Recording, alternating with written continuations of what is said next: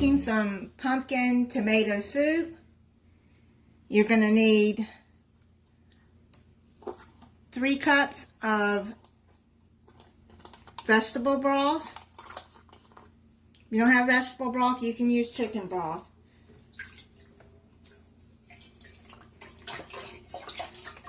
I'm just pouring this whole 32-ounce container in here. Put this on medium heat. Then you're going to add 1 can of puree pumpkin, not pie pumpkin. Let me show you a tip how to get all the pumpkin out of there. Put some of the broth into the can and then just do like that, stir it around, and it'll get it all out. It's a whole lot easier to get it all out like that. Just stir it until it's blended in good. Heat it up on medium heat. Then you're going to add 1 can of tomato paste. That's 6 ounces. I'm going to do the same thing with the liquid here to get it all out. There's another tip that you can open it at both ends, and then they say to push it out with the lid there. Oh well. But this is a good way too, just to add some liquid in there.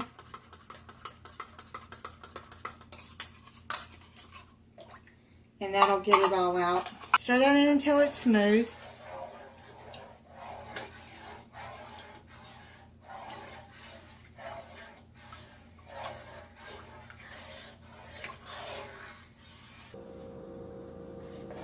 Once it gets heated up, it'll be easier to get it stirred in. Now you're going to add half a teaspoon of sage, ground sage,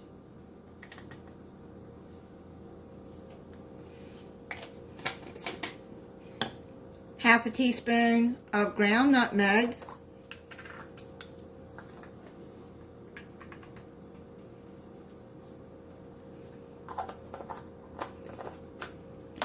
half a teaspoon of ground cinnamon. I'm not going to add salt to this until the end to see if it needs salt, because the soups and the broth and the pumpkin and the tomato paste have salt in it. I'm going to add half a teaspoon of ground white pepper. You can use black pepper if you want.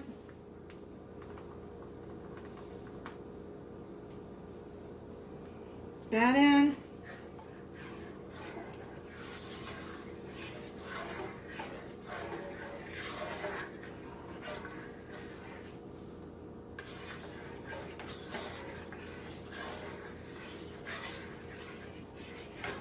The seasonings smell good in there. Okay, it's starting to heat up. Keep stirring it until everything is mixed in together well. You don't want any lumps of anything.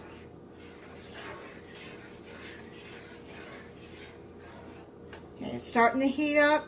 Now you're going to add your 3/4 cups of heavy whipping cream. Now if you want to make this vegan, you can use plant-based cream. They do sell it. And anybody that's vegan, like my sister-in-law, already knows that.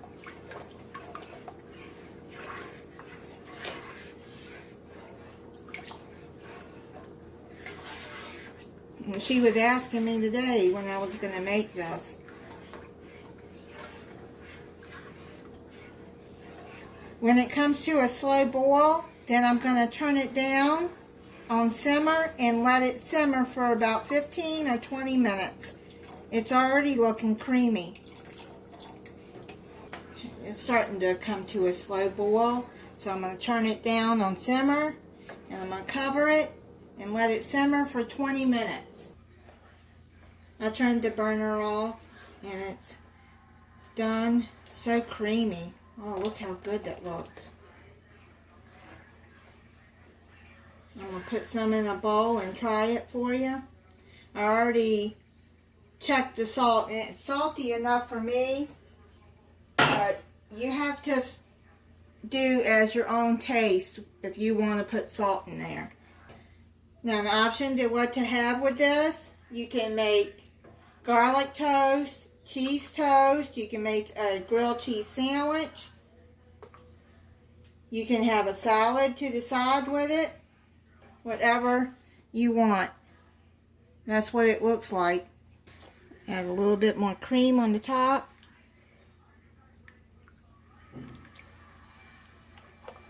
I made some cheese toast with it.